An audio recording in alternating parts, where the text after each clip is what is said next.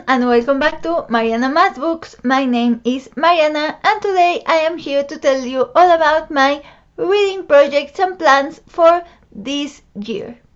2021 was a great reading year in terms of the participation aspect, but it wasn't such a great reading year in terms of actually loving the books I read.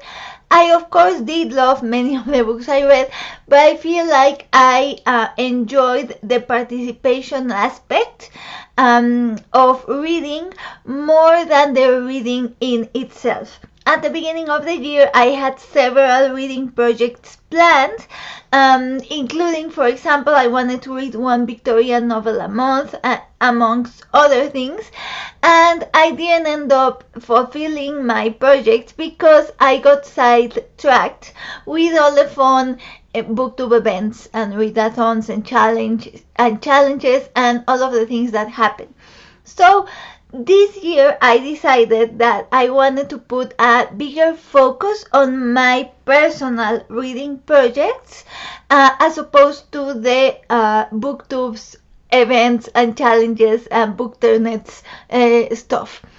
I am still going to be participating because I really enjoy that aspect of Booktube and of the Bookternet, and it enhances my reading experience, but I'm going to put the priority and the focus on my personal reading projects and then complement with the events wherever I can. One of the things that I wanted to do was I wanted to focus on making sure that I was focusing on the choosing of the books rather than the counting of the books, which is why I cut my reading goals in terms of book numbers in half. Instead of aiming for the 100 mark, I am going to aim for the 52 mark, which is one book per week, which I think is pretty doable. Of course, I can read more if I want, but that way I don't have the pressure to count and I can put more effort in the choosing than the counting. I have 3 personal reading projects and 1 external reading commitment. Those 4 things will be my priority throughout the year. My personal reading projects are the following. I want to read more Mexican history. I really love reading non-fiction historical books, and I usually focus on European history, which there's nothing wrong with. I really love it. It's really fun, but I thought it would be nice to learn more about Mexican history, being Mexican and living in Mexico. So what I want to do is I want to read at least 6 Mexican history books, non-fiction history books. My next personal reading project is reading classics, and I am naming this project Classics I Should Have Already Read. I know there are no shoulds in reading, anyone can read what they want, whatever, but there are certain classics that if you love books, if you love reading, you want to have read. Mainly because they are referenced in many other pieces of literature, even in, I don't know, for example, I'm a big romance reader, and sometimes romance books reference other type of classics, So I want to read again at least 6 classics that I should have already read. And my third personal reading project is reading fantasy written by women. If you have watched my channel, you know that I love reading fantasy. And last year I did a body read of The Lord of the Rings with Elle from Elle Things. And we were talking about fantasy written by men versus fantasy written by women. And particularly we were talking about how much Tolkien's fantasy feels not like contemporary fantasy written by men, which can sometimes feel very testosterone heavy. And we both really liked that The Lord of the Rings doesn't feel that way. And so I want to put an effort into reading more fantasy written by women. doesn't mean that I won't read a fantasy book if it's written by a man, but my priority this year will be written by women, and in the same way as my 2 previous projects, I want to read at least 6 works of fantasy written by women. Why 6 books? I don't know. It was just a random number. I think when I was making a list of Mexican history books I wanted to read, I came up with 6. And I thought, okay, yeah, 6 sounds like a solid number. And then I just used that number for my other projects as well, which in total gives me 18 books.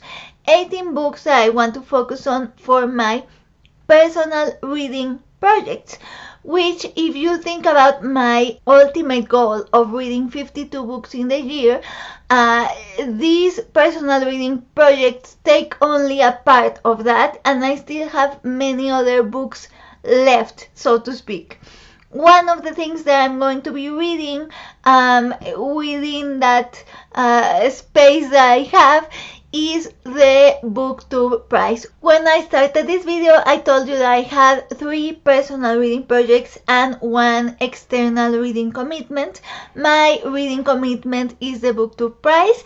This year I signed up to judge the Booktube Prize for the first time ever. I am super duper excited to do it. I was already considering doing it, but I wasn't sure. But the 2 booktubers that convinced me to go for it with their videos were Kim at Middle of the Book Merch and Kasen at Always Doing. After I saw their videos, I was like, okay, let's go ahead and do it. So I signed up to judge for the non-fiction division. I am super excited. I already sent my votes for which books I think should be part of the prize, and I am so excited. I can't wait. Anyway, so those are my 4 main things: my 3 personal reading projects and my 1 reading commitment. So if you think about my 52 book number, I think with my 3 projects and the Booktube Prize, I still have many other spots left for books I want to read. If you are a reader, if you are on Booktube in any form, you notice you're probably the same. There are so many books that we want to read and so many reading ideas and projects that we have, and so it's nice to keep our options open.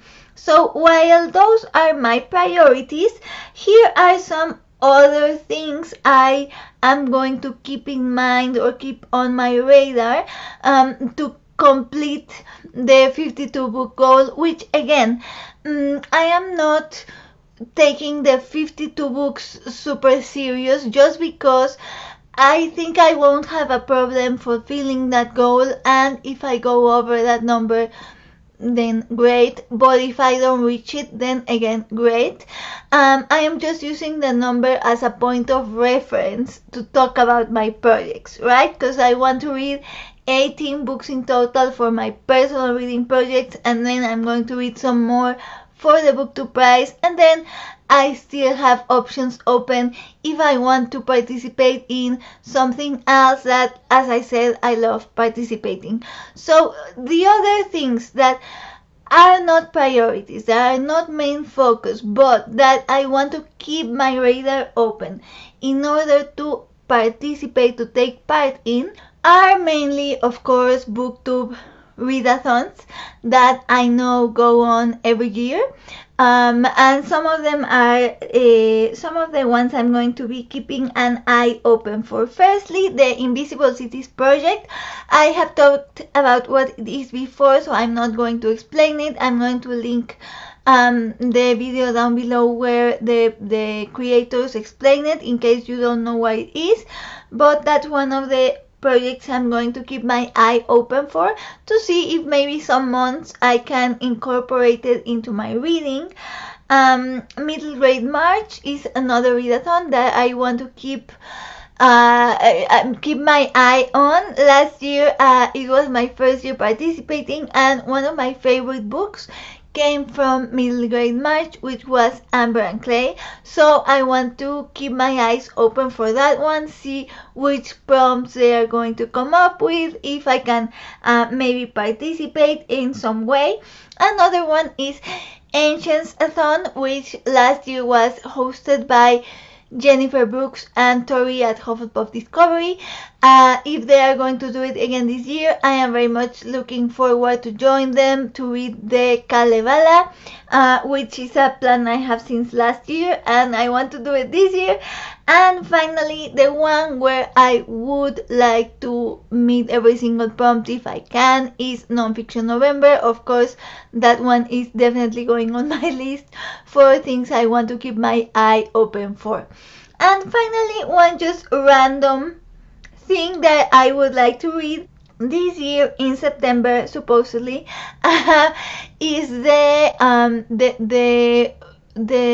what's the word I'm looking for? Oh my god, release of Amazon Prime's version or Amazon Prime's series of The Lord of the Rings. That is not The Lord of the Rings, but they are calling it that. But it's going to be based more on things that happen on the Silmarillion, and as I said, it's releasing in September. So I would like to try to read the Silmarillion before September, because I definitely don't want to watch the series before I read the Silmarillion.